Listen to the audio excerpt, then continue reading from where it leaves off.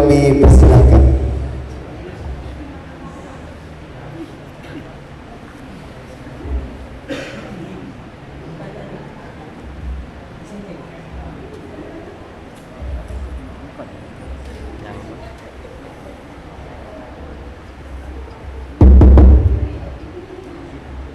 Assalamualaikum warahmatullahi wabarakatuh.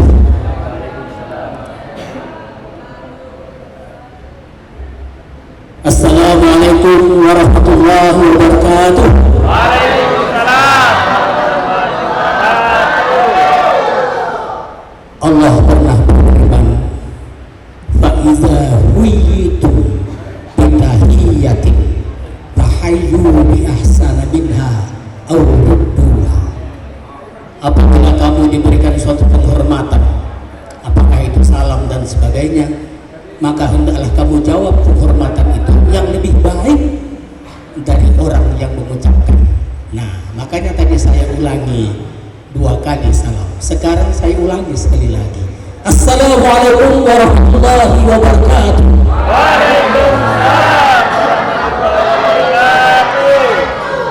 Innal hamdalillah wa nasta'inuhu wa nastaghfiruhu wa na'udzu billahi min shururi anfusina wa min sayyiati a'malina. May yahdihillahu fala mudilla lahu wa may yudlil fala hadiya lahu.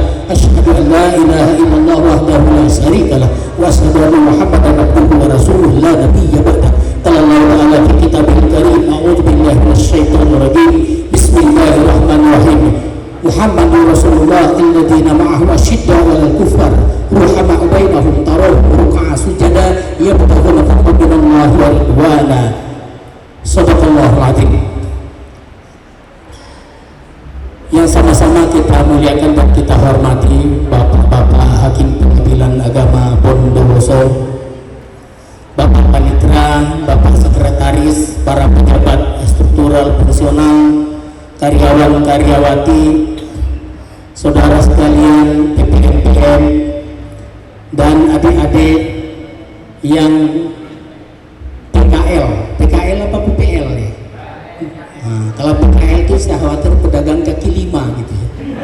Ini yang PKL dari Win Jember, kemudian grup Hadrah dari pesantren Masius, saya nggak tahu namanya apa ya. Nah ya, kemudian Ustadz siapa yang baca Quran? Iya, Supriyadi. Terima kasih Ustadz, merdu sekali suaranya gitu. Mudah-mudahan Allah berkati kita semua ya. Hadirin sekalian yang berbahagia, selawat dan salam tidak lupa kita sampaikan pada junjungan kita Nabi besar Muhammad SAW, karena perjuangan beliau sehingga sampai hari ini kita masih berada dalam agama yang lurus, yaitu dinul Islam. Baik, pada kesempatan kali ini saya tadi dipanggil Kiai Haji. Sebenarnya saya bukan Kiai Haji gitu ya. Saya tidak punya pondok gitu. Ya panggil aja nama saya lah. Pada kesempatan ini saya bukan memberikan ceramah atau tausiah, tapi saya hanya mengingatkan kembali khususnya kepada para pegawai ya, di Pengadilan Agama Bondowoso, dan mengingatkan kembali kepada saudara-saudara sekalian, karena kita itu adalah seiman, seperjuangan, dan satu agama. Fazakir fa inna dzikra tanfa'ul mu'minin. Jadi berikanlah peringatan, sesungguhnya memberikan peringatan itu adalah bermanfaat bagi orang-orang yang beriman. Baik Bapak Ibu sekalian yang berbahagia, sebenarnya siang menjelang sore ini yang enak itu kita minum kopi dan tidur, itu sebenarnya ya. Tapi karena ada acara ini, ya apa saya akan sampaikan. Balighu anni walau ayah, ya saya sampaikan meskipun satu ayat. Berkaitan dengan pada hari ini kita memperingati Maulud Nabi, yaitu hari kelahiran Rasulullah SAW. Pada tanggal 12 Rabiul Awal 571 Masehi. Konon itulah yang ditulis oleh Al-Mustafa As-Sibai dalam sejarah kenabian. Kemudian Nabi itu populer dilahirkan pada tahun gajah. Kalau di sini mungkin tidak dikenal. Kalau di tempat saya itu tahun itu bukan hanya gajah, ada tahun macan, ada tahun singa, ada tahun ular, gitu. Tapi di sini tidak ada, karena di sini itu jarang orang Cina ya. Kalau di sana banyak orang Cina. Sekarang itu tahun ayam. Nah, jadi Nabi dilahirkan tahun gajah, gitu kan ya. Baik, Bapak Ibu sekalian, kita itu sering mendengar dan tidak asing lagi mendengar ceramah-ceramah para kiai, para ustaz, baik di media sosial ataupun langsung. Kita itu wajib mencintai Rasulullah SAW. Kita cintai dia di atas segala-galanya, lebih daripada diri dan keluarga kita. Tetapi bagaimana cara kita mencintai Rasulullah itu bagaimana caranya? Ada nggak yang tahu? Kalau ada yang tahu saya kasih 5.000. Cara mencintai Rasulullah itu yang pertama, kalau kita misalkan cinta kepada seseorang, tentulah sering kita sebut namanya, kita ingat-ingat dia. Dululah waktu saudara-saudara ya yang pacaran, yang apa dulu, tapi sekarang kan belum. Itu kan sering disebut namanya. Di dapur ingat dia, waktu bercermin ingat dia, gitu kan. Sering disebut nama-namanya itu. Kenapa? Karena suka, karena cinta. Kita juga begitu. Karena kita cinta, maka kita sebut namanya. Dengan apa? Dengan berselawat kepada Nabi Muhammad SAW. Innallaha wa malaikatahu yusholluna 'alan nabi ya ayyuhalladzina amanu shollu 'alaihi wa sallimu taslima. Allah berselawat kepada Nabi kita Muhammad SAW. Wahai orang-orang yang beriman, kamu pun juga harus berselawat kepada beliau. Di dalam kitab Al-Barjanji itu Maulidiyah itu disebutkan itu. Al-jannatu wa na'imuha sa'dul lima yusolli wa yusallim wa yubarik alaihi.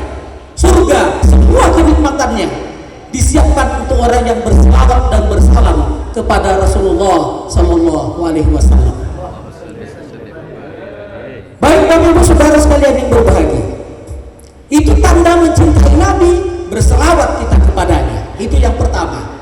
Tapi itu bukan hanya sekedar selawat, bukan, tapi ada selain daripada itu. Yang kedua, setelah kita berselawat kepada Nabi Muhammad, kita teladani semua aktivitas kehidupannya. Innama bu'itsu liutammima makarimal akhlak. Nah, ini dia akhlaknya. Itu yang di belakang ini. Nah, jadi Rasulullah itu uswatun hasanah. Dia itu adalah sebagai orang yang bisa dicontoh dan bisa memberi contoh. Jangan hanya sekedar bisa dicontoh tapi tidak bisa memberi contoh. Saya contohkan sebagai ikhtiar untuk dibuat contoh. Saudara tahu calo di terminal? Tahu enggak? Enggak tahu, sini enggak apa namanya ini? Nah, calo di terminal.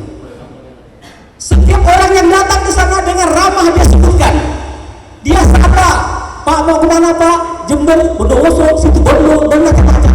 Tetapi ketika penumpang naik ke mobil, sang calo tetap di terminal. Dia tidak mau tahu mobil mau terbang, mau jatuh, mau apa gitu ya. Dia tidak mau tahu. Tapi sang calo tetap di terminal. Seorang ayah kadang-kadang hanya bisa apa namanya? Contoh, tapi tidak bisa dijadikan contoh.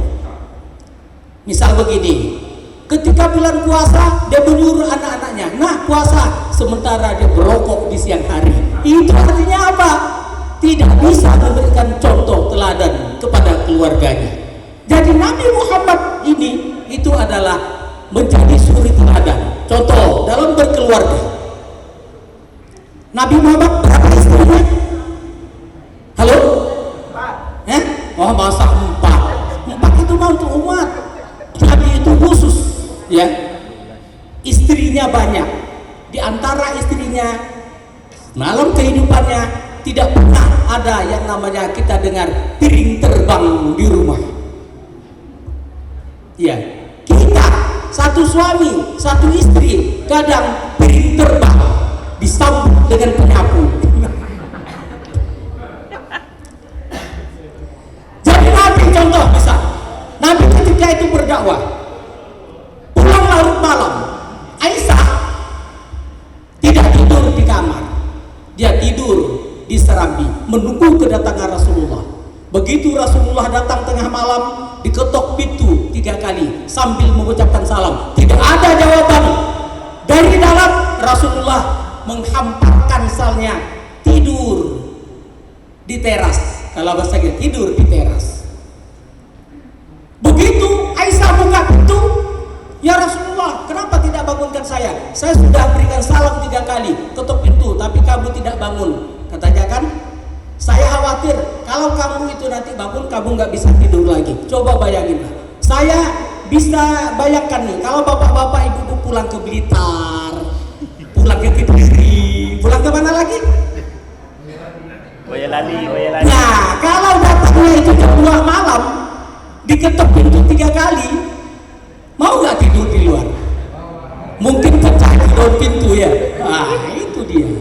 Jadi besok-besok setelah ini, kalau ketok 3 kali tidak mau, nah tidurlah di tanah.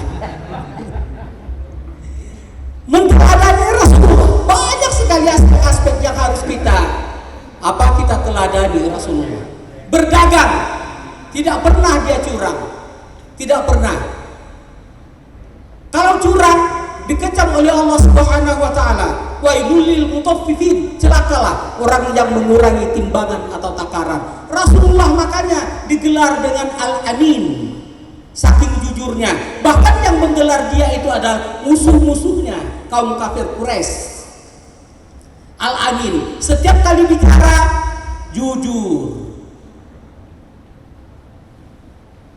10 menit bicara jujur. Kalau kita setengah jam bicara tidak jujur. Tapi bukan yang bicara ini, bukan. Teladani, kita teladan. Ya.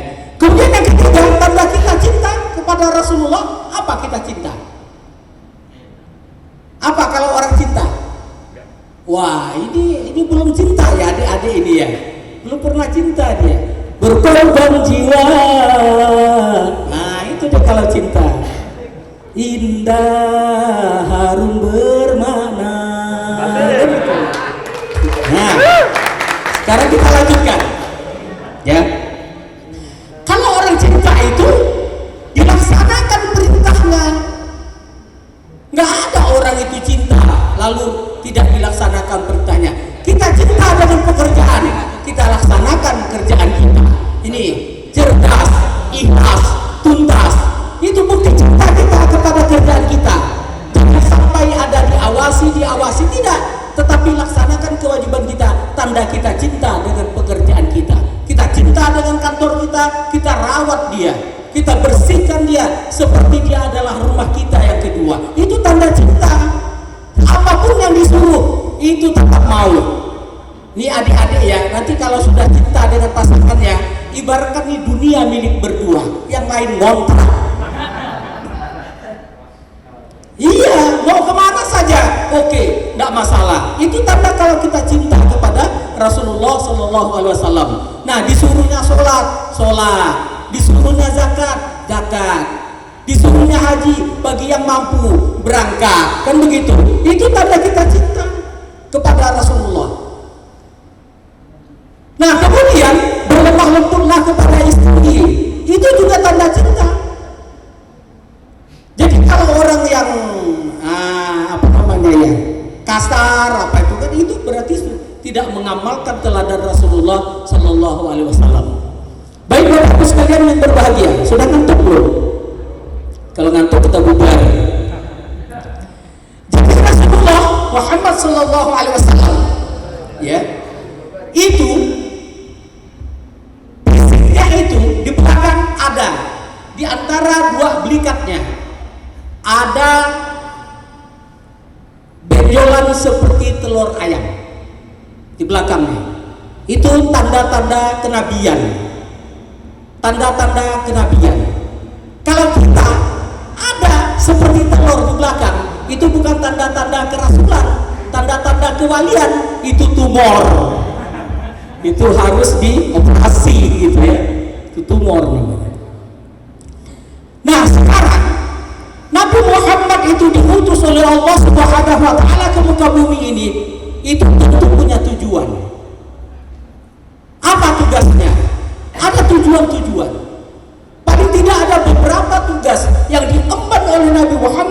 Sallallahu Alaihi Wasallam ketika beliau diutus oleh Allah Subhanahu Wa Taala. Nabi Muhammad bukan seorang laki-laki, bukan seorang bapak dari seorang laki-laki. Maka Rasul li'aba mirrijalikum, bukan, tapi walakin Rasulullah. Tetapi dia seorang rasul, khataman nabiyyin, dan nabi terakhir. Kalau ada orang yang mengaku nabi pada zaman ini, berarti itu nabi palsu. Dulu beberapa tahun yang lalu, Bapak Ibu sekalian, ada di Indonesia orang yang ngaku nabi. Maaf, namanya tuh Kimin. Ya, coba kira-kira kalau kita berselawat itu bagaimana ya?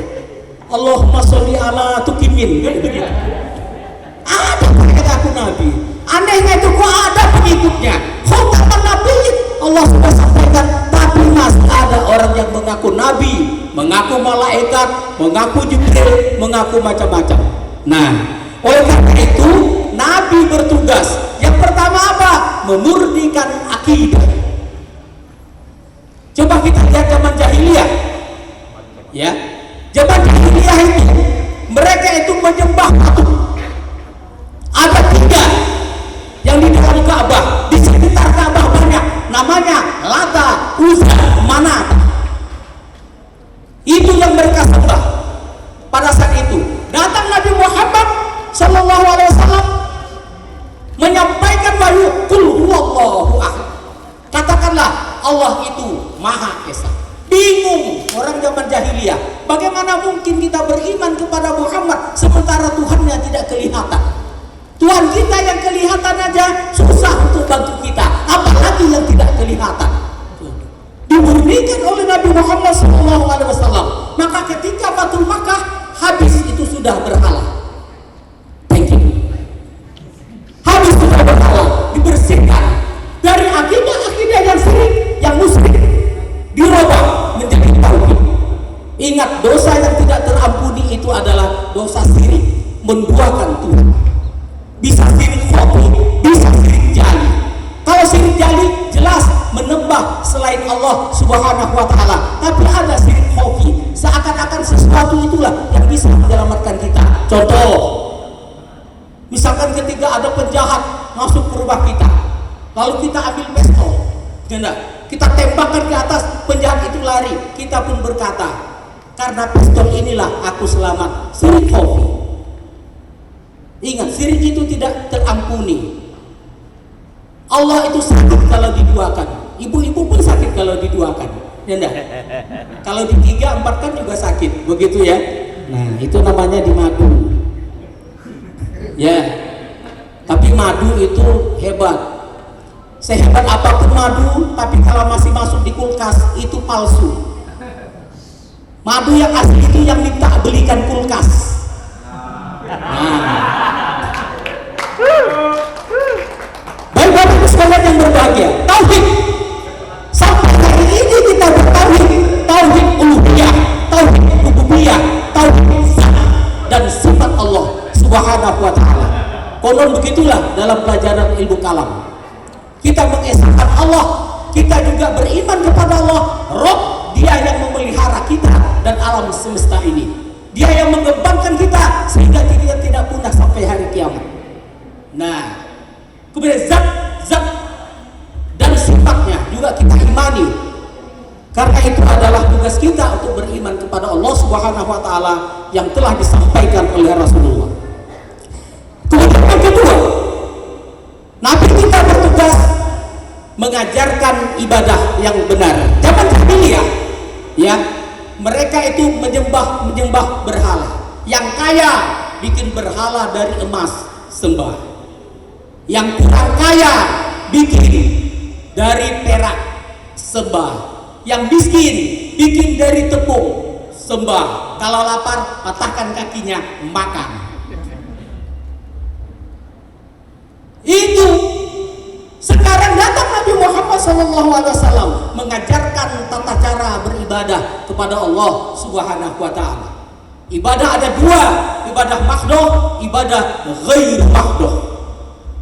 Begitu dia.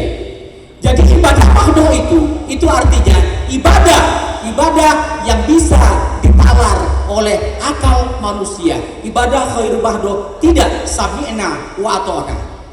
Contoh, kalau saudara mau sholat wudhu lalu kentut, buang angin, kenapa saudara wudhu lagi?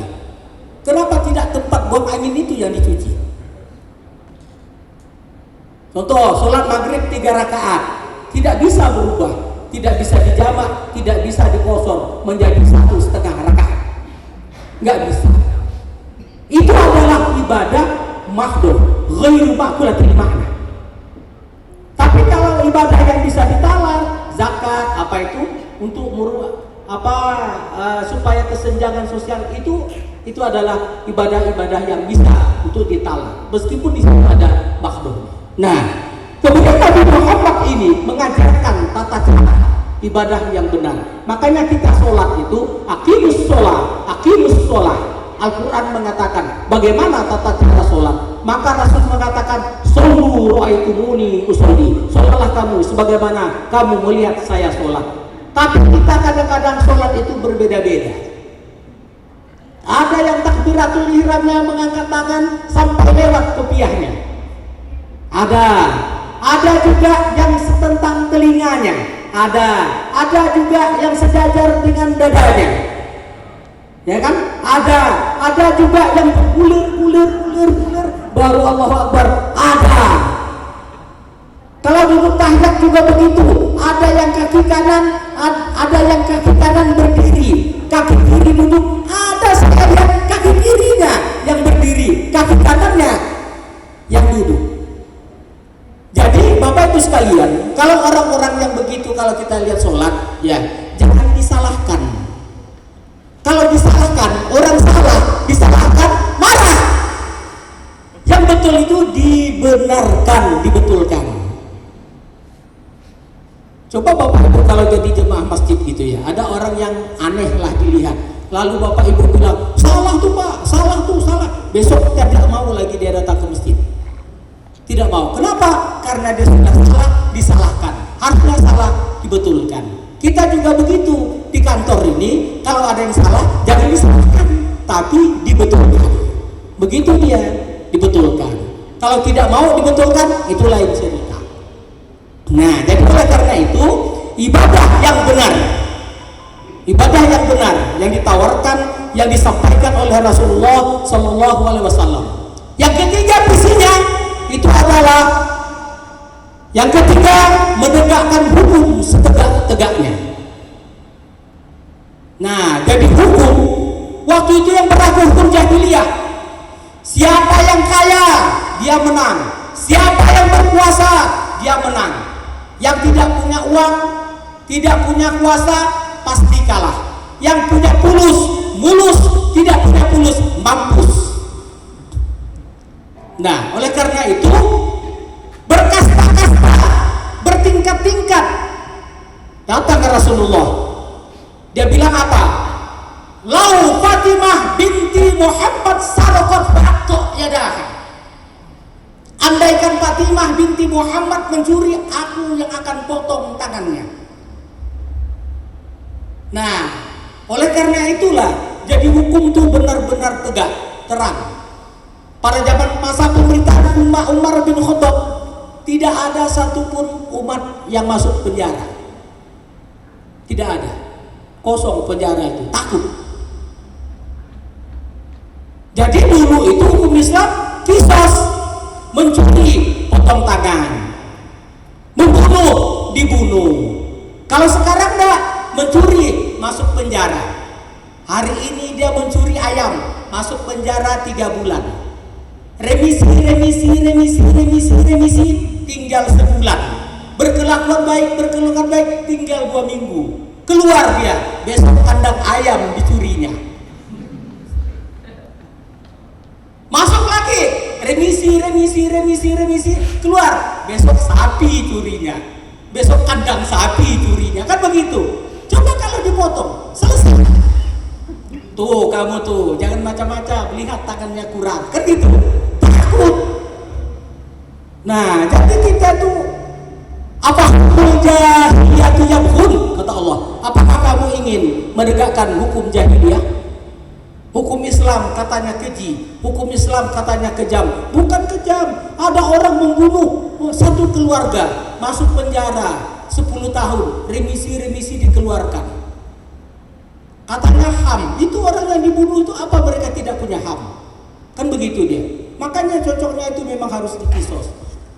Arab Saudi aja aman. Coba kalau Bapak Ibu pergi ke Arab Saudi, tidak ada polisi jaga di jalan. Nggak ada. Tidak ada orang pakai helm. Tidak ada polisi jaga di masjid. Kalau kita enggak, polisinya banyak di jalan, masjidnya kosong.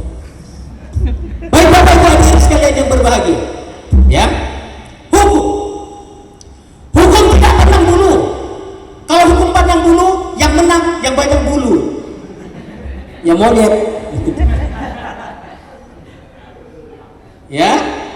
Nah, kemudian yang keempat, tugas rakyat menata struktur kemasyarakatan.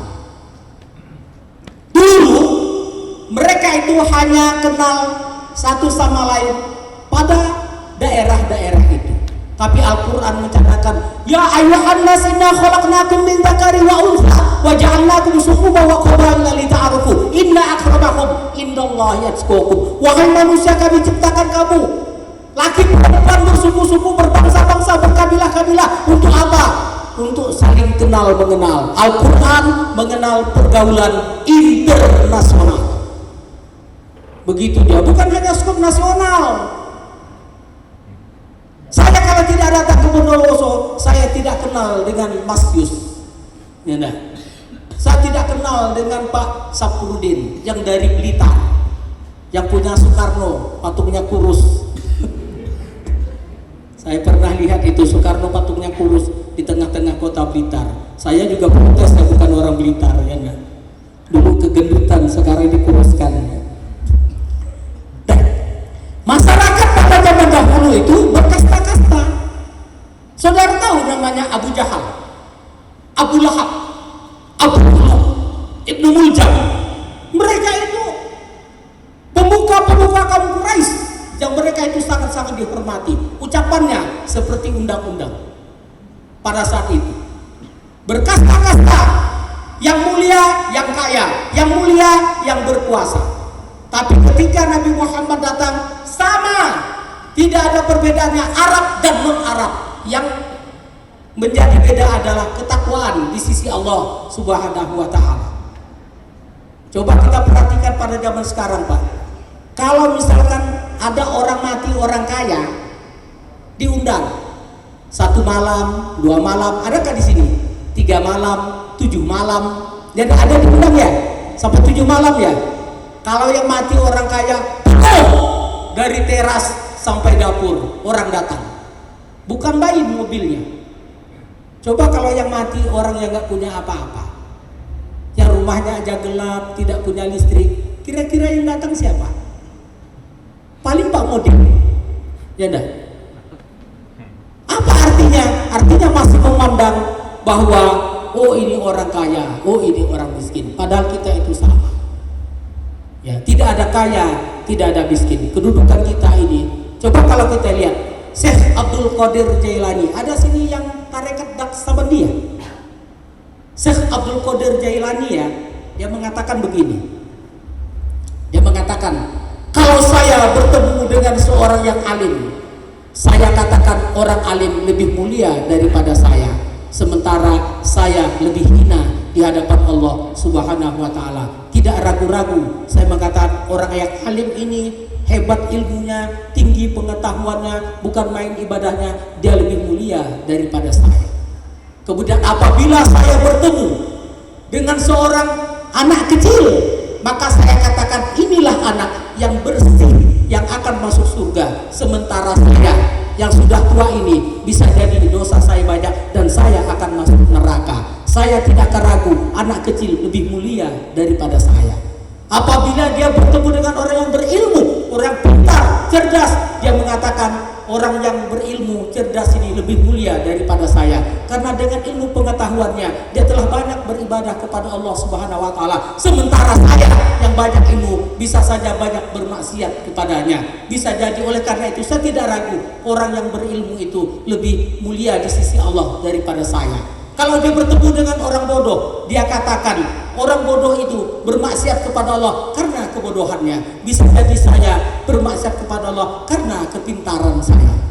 Apabila bertemu dengan seorang yang kafir, dia mengatakan orang ini kafir. Bisa jadi ketika akhir hayatnya dia mengucapkan kalimat syahadat, mati dalam keadaan husnul khotimah. Bisa jadi saya yang beriman ini nanti di akhir hayat saya tidak bisa mengucapkan apa-apa, maka saya akan mati menjadi orang yang su'ul khotimah. Coba bayangkan Syekh Abdul Qadir Jailani. Kembali kita masyarakat, berubah masyarakat oleh Nabi Muhammad Sallallahu Alaihi Wasallam pada saat itu. Nah, akan tetapi Bapak Ibu sekalian, menata struktur masyarakat ini itu adalah sangat susah. Kenapa? Karena banyak cobaan, rintangan, halangan, gangguan, hambatan yang menyebabkan kita tidak bisa menata masyarakat. Banyak faktor-faktor di muka bumi ini, di kelas modern ini, di mana teknologi sudah canggih, apa saja bisa diakses, maka akan banyak cobaan, godaan, rintangan, tantangan, hambatan, gangguan kepada kita semua, khususnya umat Islam. Saya sampaikan di abad modern ini. Yang pertama Pak, yang pertama ya, itu adalah film. Tahu Bapak film? Nah? Tahu ya? Film itu, ya, film. Kita kadang-kadang terbawa emosi, obsesi kita ketika kita nonton film. Ketika India itu menangis, kita penonton pun menangis. Ketika Hema Malini, Reka, Sunido, Amitabh Bachchan, itu Chakraborty, gitu ya, menangis kita juga ikut menangis. Kenapa kita ikut terbawa obsesi? Seakan-akan kita lah bintang film itu. Terpengaruh. Ingat film-film Indonesia. Coba sedikit-sedikit film hantu, Mak Lampir, Tuyul Mbah Yul, apalagi Suster Ngesot, apalagi itu kira-kira mendidik gak? Akhirnya anak-anak kita setelah nonton itu dia ke dapur pun takut, seakan-akan di otaknya itulah Mak Lampir. Tidak mendidik, makan hura-hura di rumah besar, kesana kemari, itu film kita. Tidak banyak yang mendidik. Oleh karena itu, film itu dipilah dan dipilih. Mana yang mendidik, mana yang bukan. Kalau mau film bagus, bulan puasa, bagus semua, takwa semua. Selesai puasa, bubar ketakwaan. Ya.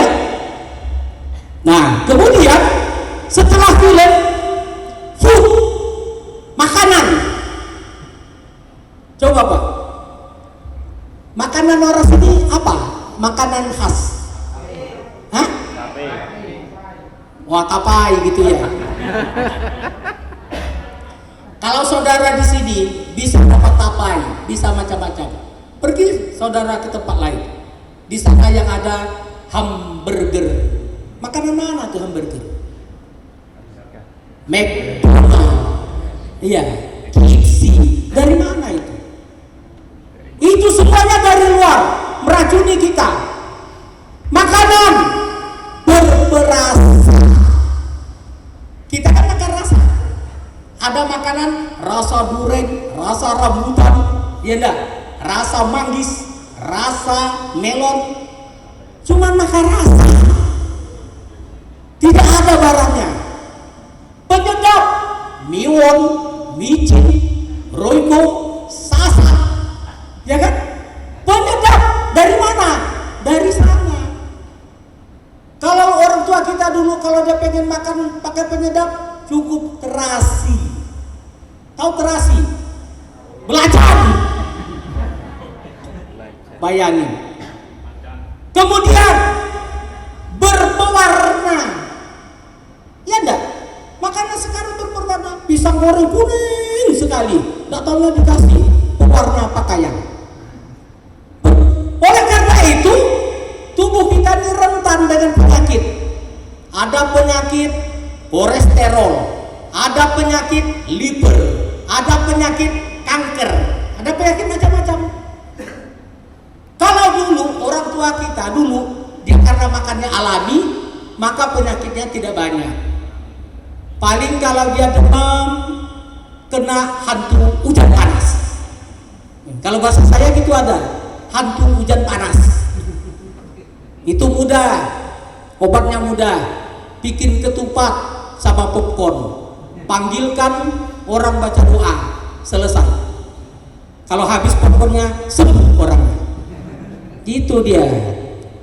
Nah, kemudian untuk menata masyarakat ada godaannya lagi. Yang berikutnya itu adalah fashion. Apa? Mode. Apa namanya di sini tuh? Mode, Pak. Coba ya.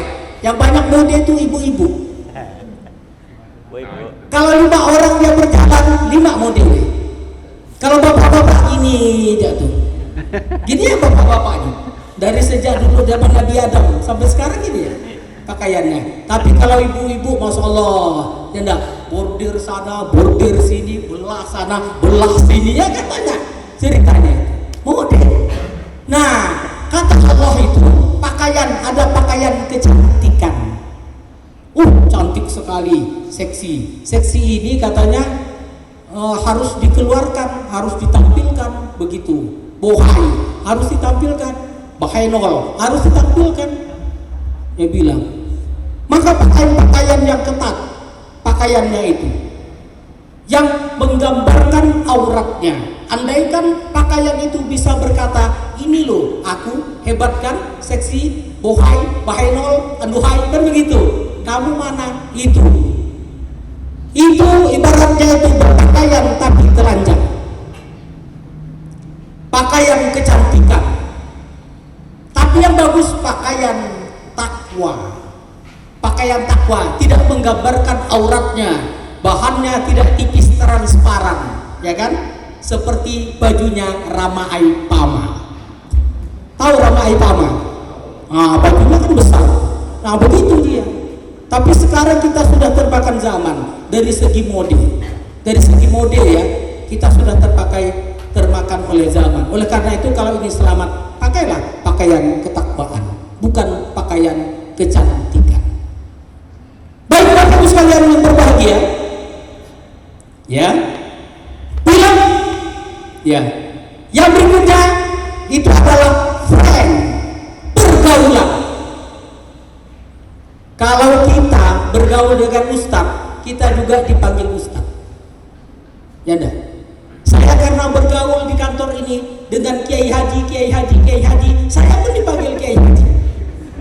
Nah, Kiai Haji ini, Kiai Haji, semuanya Kiai Haji yang ada di sini nih. Semuanya Kiai Haji. Jadi kita pun juga Kiai Haji. Nah, kalau kita bergaul dengan maling, meskipun kita bukan maling, orang menganggap sama aja kita sama dia. Makanya di pergaulan ini harus dipilih. Kalau kamu ingin mengetes, tahu apakah dia itu kawan sejatimu atau bukan, caranya gampang. Kamu sakiti hatinya. Setelah kamu sakiti, kalau dia itu memang benar-benar sakit sampai kiamat, bukan kawanmu. Tapi kalau dia memaafkan kamu gini kembali, itulah kawanmu, kawan yang sejati. Kita ini tidak ada kawan yang sejati nih. Tidak ada. Kawan dekat kita kadang-kadang itu yang menipu kita, ya enggak? Kebanyakan kan begitu. Makanya segala sesuatu yang kita cintai itu tidak usah sampai ke dalam-dalam. Ihbib habibaka ila haunama asa ayakuna ila haumamma, kan begitu kata Imam Asy-Syafi'i. Cintailah olehmu apa saja kamu cintai, sedang-sedang saja. Bisa jadi yang kamu cintai akan menjadi musuhmu. Tapi bencilah kamu dengan seseorang dengan apa saja, sedang-sedang saja. bisa jadi orang yang kau benci akan menjadi sahabat karibmu. Makanya di kantor ini ya, kalau ada yang anu tuh jangan dibenci, kalau ada yang dijodohkan jangan dibenci. Nah, Mana orangnya? Mana nanti orangnya? bisa jadi akan menjadi teman orangnya? sejatimu kan begitu. Sedang-sedang aja, ya. Oke, sedang-sedang aja ya. Oke, baik. Nah, jadi itu pergaulan. Ingat, ya. Pergaulan kita turun, pergaulan orang sana barat itu akan berbeda. Di sana itu kalau bertemu bukan main dia ini kan, wah ceplak sana cepluk sini gitu ya. Itu barat Pak, itu barat. Kalau kita ini Surabaya bagian barat, kita beda dengan mereka itu. Makanya pergaulan juga itu dibatasi, begitu ya. Saya percaya dengan anak-anak, adik-adik yang imannya sudah kuat sama sekali. Kalau pergaulannya sudah hebat, gitu ya, sudah bisa mengendalikan hawa nafsunya. Gitu. Ya, jadi oleh karena pergaulan harus ditata pergaulan kita. Mulai dari makanya kalau yang cepat-cepat sudah mampu mau nikah silakan menikah. Ya maksarus man istata'a minkumul ba'ah falyatazawwaj. Kan begitu ya. Wahai pemuda, kalau kamu pengen sudah menikah, menikahlah kamu. Gitu. Jangan lagi tunggu besok lusa. Enggak usah lagi. Allah akan berikan kecukupan kepadamu. Begitu dia. Nah, jadi adik-adik ini boleh nanti setiap hari ini boleh dipantau di bawah. Ya, di bawah itu banyak. Senin, Rabu, Kamis. Nah, banyak di bawah. Boleh dipantau-pantau. Ya? Janda. Boleh. Nah, kemudian tugas Nabi yang berikutnya, yang keberapa nih? Yang kelima ya. Mengangkat harkat dan martabat perempuan. An-nisa imadul bilad wa idza saluhat saluhal bilad wa idza fasadat fasadal bilad. Perempuan ini tiangnya negara. Kalau bagus negara, bagus perempuannya. Runtuh negara, runtuh perempuannya. Zaman jahiliyah, anak lahir perempuan aib. Termasuk Umar bin Khattab, lahir anaknya perempuan. Disembunyikan oleh istrinya, diberikan pakaian laki-laki. Tapi setelah anak itu menjelang usia 5 tahun, Umar bin Khattab mengajaknya ke gurun pasir untuk berburu. Disitulah Umar bin Khattab mengerti bahwa anak itu bukan laki-laki tapi perempuan. Dia tahu ketika anaknya itu mau pipis, wah katanya ini perempuan, langsung digali lubang, ditanam hidup-hidup. Zaman jahiliyah, waktu itu jahiliyah. Kenapa? Karena lahir anak perempuan tidak bisa menunggang kuda, tidak bisa mengangkat senjata, menjadi tawanan musuh, minta tebusan dengan kabilahnya. Tidak bisa, makanya lahir anak perempuan itu harus dibunuh hidup-hidup. Begitu Nabi Muhammad datang, disamakan laki perempuan yang beramal soleh, yang menjaga kehormatannya, nanti sama-sama akan masuk surga. Coba Pak, kalau kita tidak datang Nabi Muhammad, semua orang perempuan dibunuh, kita mau nikah sama siapa? Ada nggak KUA? Nggak ada. Pengadilan juga nggak ada. Ini orang perempuan dibunuh semuanya, jadi tidak berkembang. Makanya harus ada. Itu kan harus ada.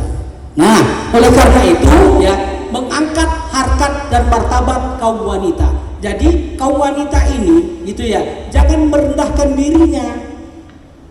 Coba Pak, beberapa tahun yang lalu di Malaysia itu ada 350 orang PSK.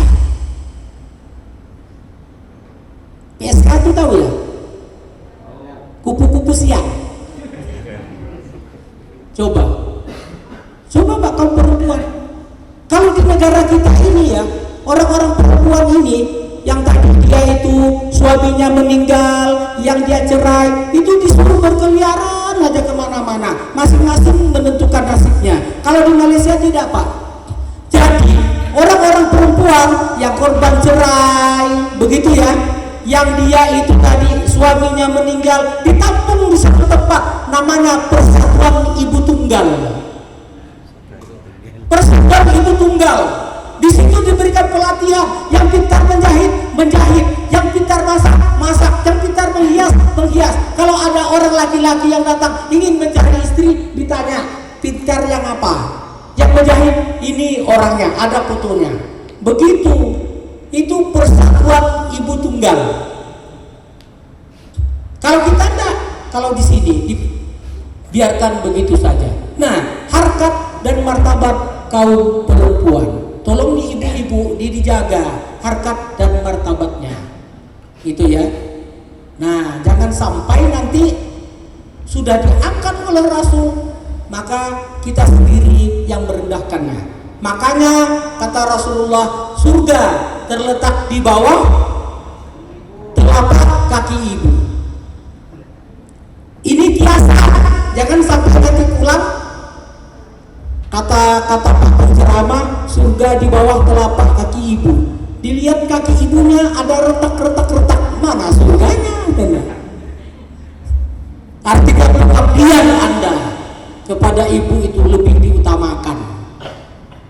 Nah, jangan sampai durhaka seperti maling kundang, nanti jadi batu kan? Oleh karena itulah, maka harkat dan martabat kaum wanita ini diangkat setinggi-tingginya oleh Rasulullah Sallallahu Alaihi Wasallam. Baik Bapak sekalian yang berbahagia, di dalam kehidupan kita ini, dalam rangka melaksanakan tugas-tugas Rasulullah, tentunya kita punya problem masing-masing, kita punya masalah masing-masing. Macam-macam masalah kita, masalah intern, masalah ekstern, dan lain sebagainya. Tapi ada penyelesaiannya. Saya sebutkan ada beberapa penyelesaiannya. Nanti Bapak Ibu yang punya masalah di sini, coba respon saya. Ada orang kalau ada masalah diselesaikan dengan satu O. Apa itu O? Obat. Banyak Pak orang masalah lalikan diri narkoba, miras, Inex, ya enggak? Obat penenang dan lain sebagainya.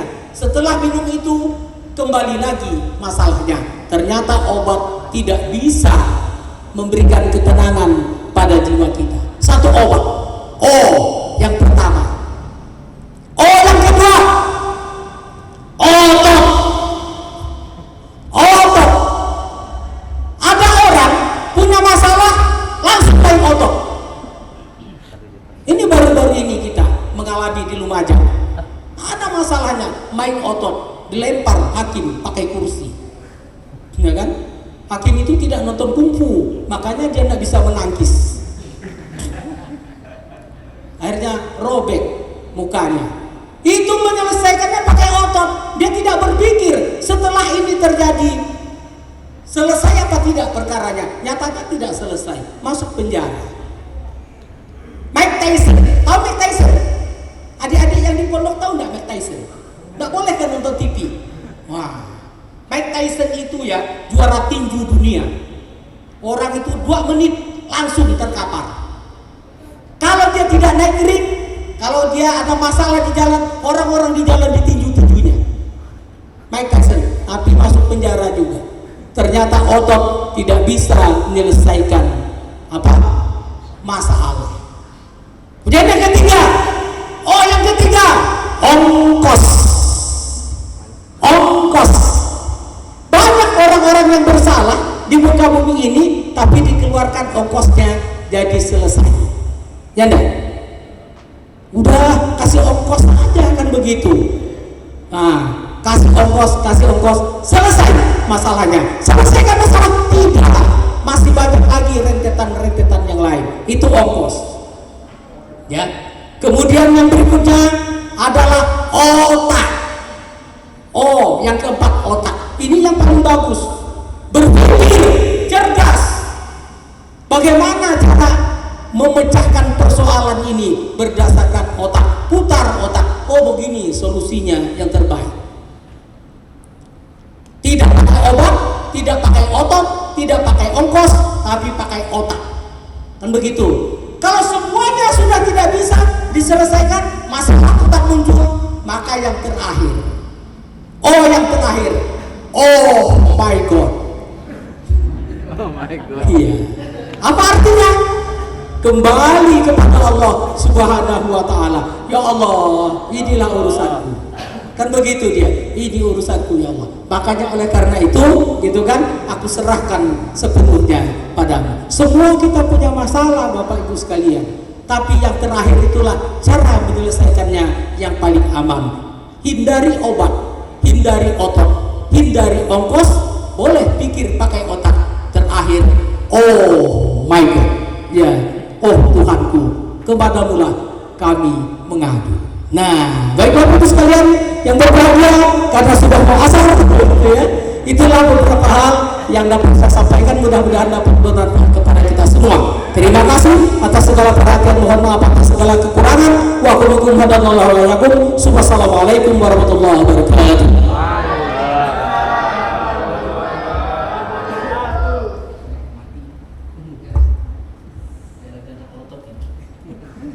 Terima kasih kami sampaikan kepada Bapak Ketua. Mudah-mudahan apa yang telah disampaikan kepada kita dijadikan bekal bagi kita semua untuk menjalani kehidupan kita sehari-hari, lebih-lebih di dalam melaksanakan tupoksi kita di kantor tercinta ini. Untuk acara selanjutnya yaitu pembacaan sholawat bil qiyam yang akan dipimpin oleh